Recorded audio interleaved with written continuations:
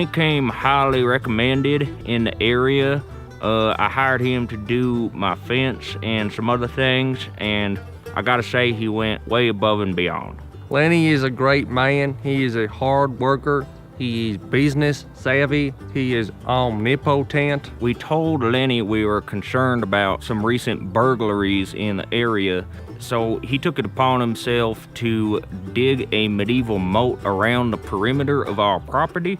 Lenny asked if he could do some overtime in the yard, and I said that's fine, but it was getting really late and I was wondering why he's still out there working, and I looked out the window, and instead of seeing one Lenny, I saw about 10 knee-high Lennys, and they were digging out a tree stump and they were singing some kind of work song.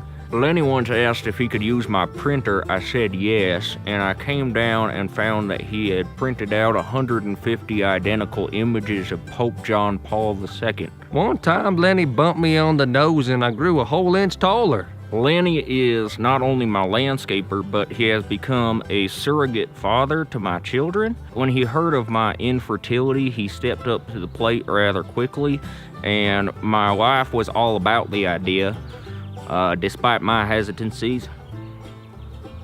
One time Lenny asked to use my bathroom. He was in the shitter for about 3 hours, and I went to knock and asked, "Lenny, are you okay?" But there was no answer, so I opened the door and there was a full-size tuna fish in the toilet, and Lenny was nowhere to be seen.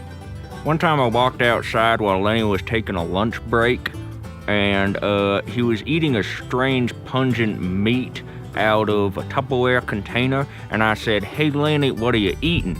And he just smiled and said, "It's you." And then I looked down and I was missing 6 toes. Lenny is an emotional man, and one time I heard him weeping in the yard, and I looked out and I asked him, "Lenny, what's the matter?" And he whipped his head over at me and he screamed, "Ausch naust hemagul," which I believe is a dark magical incantation. One time I looked out my window, and instead of doing yard work, Lenny was laying eggs. Once he left, I took the eggs inside and put them in a box, and about a week later they hatched, and out came small versions of me and my family.